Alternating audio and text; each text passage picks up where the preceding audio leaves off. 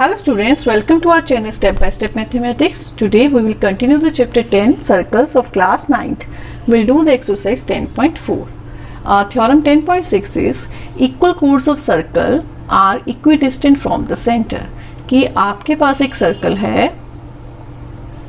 और यदि उस पे जो कोड्स हैं उनकी लंबाई सेम है, लेंथ क्या है सेम, जैसे कि ए बी और सी डी हमारे पास दो कोड्स हैं जिनकी लेंथ क्या है equal, means A B C D के इक्वल है, are equidistant from the centre, तो वो सेंटर से उनकी दूरी क्या होगी बराबर होगी, इक्वल होगी। तो दूरी डिस्टेंस क्या होता है परपेंडिकुलर लाइन होती है, तो सेंटर से जो परपेंडिकुलर लाइन है जिसका नाम लिख लेते हैं ओ एल जो है वो किसके इक्वल होगा, इस कोड का भी सेंटर से जो परपेंडिकुलर डिस्टेंस है इसको ओ एम लिख लेते हैं ओ एम के। क्लियर। तो यदि कोड्स की लंबाई बराबर है तो सेंटर से जो डिस्टेंस होगा कोड का वो क्या होगा इक्वल होगा, ए बी सी डी के इक्वल है तो ओ एल और ओ एम क्या होंगे इक्वल होंगे। क्लियर।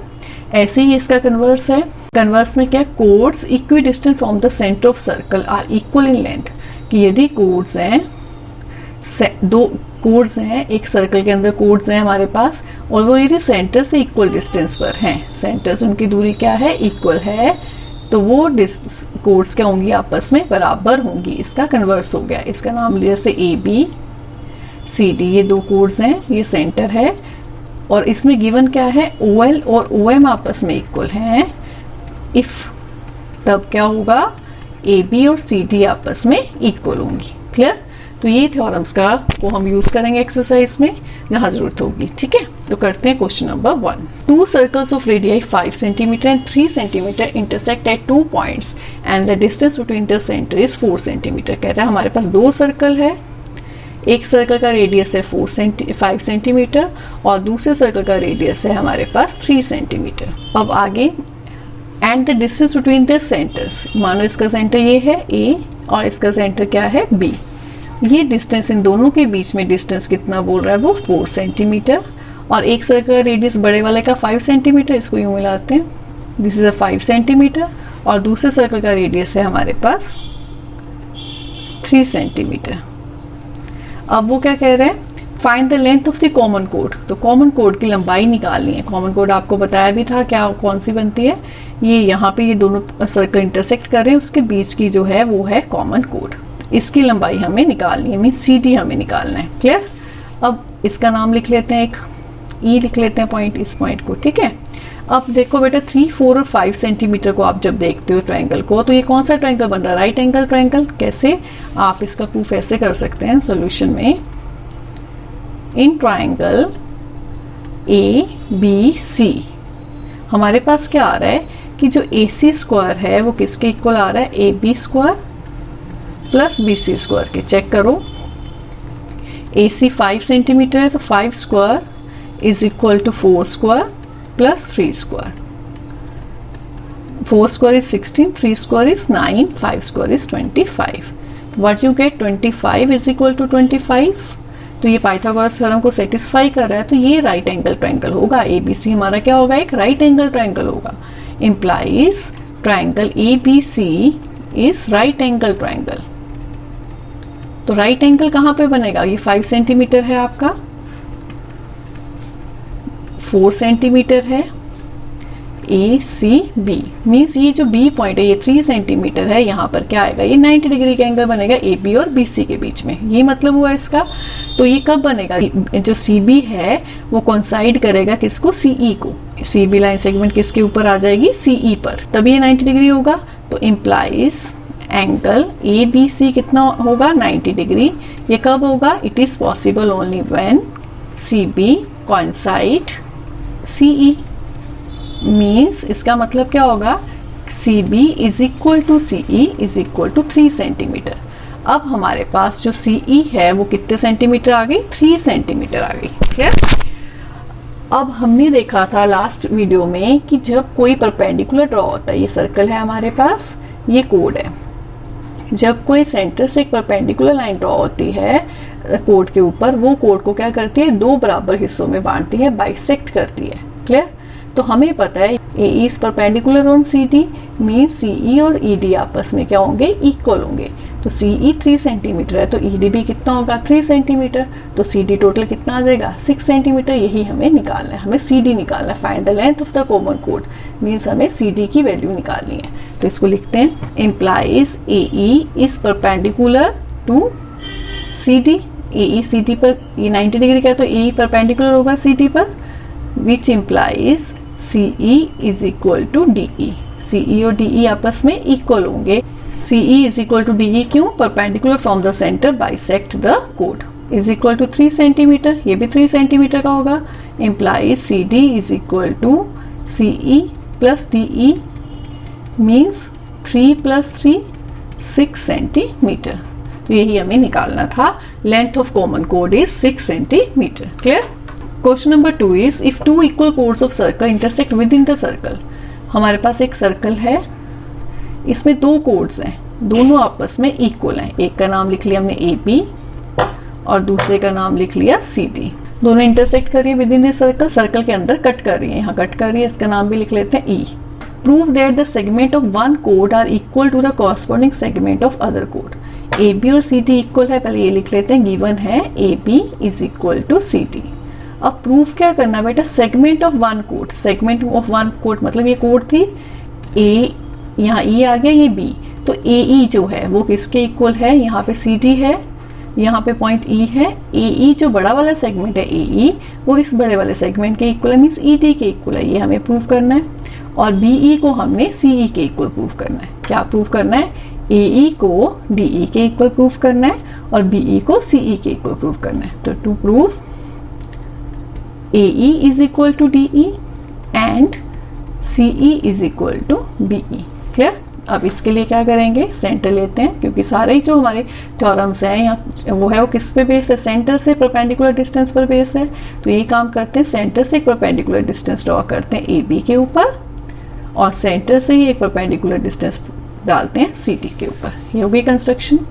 जब बेटा ये परपेंडिकुलर डिस्टेंस है तो थ्योरम क्या बोलती है, यदि ये सेंटर से किसी कोड पर परपेंडिकुलर डिस्टेंस डलता है तो वो क्या करता है, कोड को बाइसेक्ट करता है। इसका नाम लिख लेते हैं एफ, इसका लिख लेते हैं जी।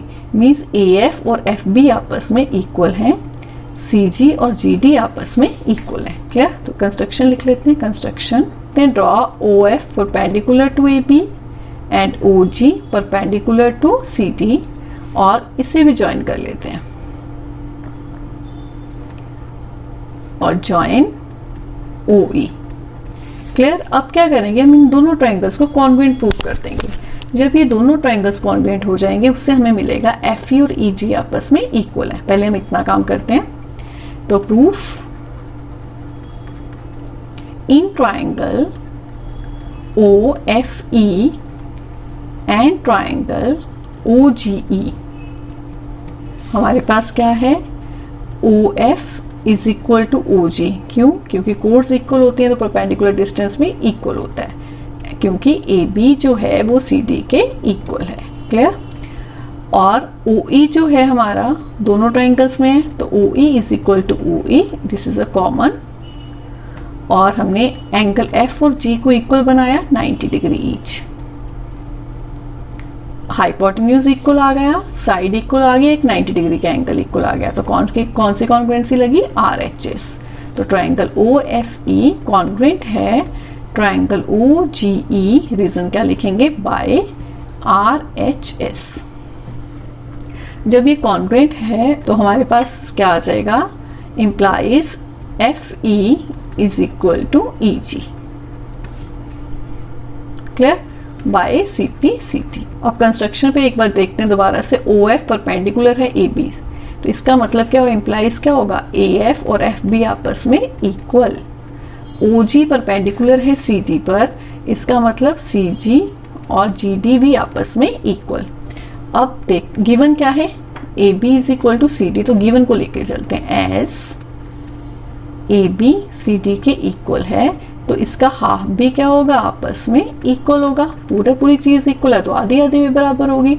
तो हाफ में हाफ ऑफ ए बी में हम क्या लेकर चलेंगे, हमारे पास एफ ई बराबर है ई जी के। यदि एफ ई में ए एफ जुड़ जाए तो ए ई आ जाएगा, यदि EG में GD जुड़ जाए तो DE आ जाएगा, तो दोनों साइड्स इक्वल, सेगमेंट्स इक्वल हो जाएंगे। तो मीन्स हाफ ऑफ AB में हम क्या लेके चलेंगे, AF, यहाँ से लिखेंगे AF, और हाफ ऑफ CD में क्या लेके चलेंगे, GD, ये वाला। ठीक है जी, तो AF और GD ये हो गया, दिस इज 2, इसे हम क्या लिख लेंगे 1, और दोनों को क्या कर देंगे ऐड, 1 + 2, तो हमारे पास क्या है FE plus AF is equal to EG plus GD। FE में AF ऐड किया तो क्या आ गया AE, और EF में EG में GD प्लस किया तो क्या आ गया DE, एक सेगमेंट इक्वल हो गया, ये बताना था हमें। अब CE को इक्वल बताना BE के, तो हम यदि AB में से ये वाला सेगमेंट जो हमने इक्वल प्रूव किया उसको माइनस कर दें, और CD में से DE को माइनस कर दें, तो हमारे पास आ जाएगा BE is equal to CE। तो इसको करते हैं, यहाँ कर दे रही हूँ मैं, इसको लिख लो आप 3 लिख लो, इसे लिख लो 4, क्लियर।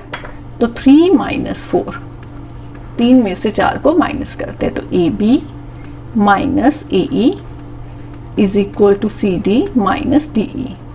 तो AB में से AE माइनस हो गया तो क्या बचेगा BE, CD में से DE माइनस हो गया तो क्या बचेगा CE। तो यही हमें प्रूफ करना था, ठीक है, दोनों सेगमेंट्स को इक्वल प्रूफ कर दिया, क्लियर। नेक्स्ट है question number 3। Question number 3 is if 2 equal codes of circle intersect with in the circle. इसमें भी क्या है, 2 कोड्स हैं इक्वल और दोनों सर्कल के अंदर क्या कर रही हैं, इंटरसेक्ट कर रही हैं। सेम डायग्राम हो गया, AB और CD इक्वल कोड्स हैं, तो गिवन लिख लेते हैं AB is equal to CD. Prove that line joining the point of intersection to the center.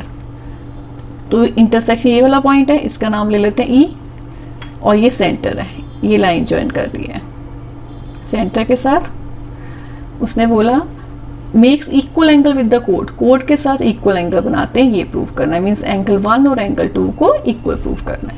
तो वही काम करेंगे जो पिछले क्वेश्चन में किया, परपेंडिकुलर ड्रॉ करते हैं AB के ऊपर और CD के ऊपर सेंटर में से, इसका नाम E, और यहाँ क्या लिख लिया F। इन दोनों ट्रायंगल्स को कॉन्वेंट बता देंगे बाय CPCT, एंगल 1 और एंगल 2 इक्वल हो जाएगा। तो करते हैं, कंस्ट्रक्शन लिख लेंगे खुद पिछले क्वेश्चन की तरह, प्रूफ करते हैं। इसको G लिख लेते हैं, E रिपीट हो रहा है ना, 2 बार आ रहा है। तो in triangle OGE and triangle OFE, तो आप क्या लिखोगे OG is equal to OF, क्योंकि कोड्स इक्वल हैं तो परपेंडिकुलर डिस्टेंस भी क्या होंगे, इक्वल होंगे। Angle G is equal to angle F 90 degree each, हमने ये कंस्ट्रक्शन किया है। और OE के इक्वल है, common. Therefore triangle OGE is congruent to triangle OFE, reason क्या लिखेंगे, बाय RHS। जब ट्रायंगल्स कॉन्ग्रुएंट है तो एंगल 1 और एंगल 2 भी क्या हो जाएंगे, इक्वल बाय CPCT। यही हमें प्रूव करना था। I hope you understand these questions. In next video we will continue the exercise. Thanks for watching my video.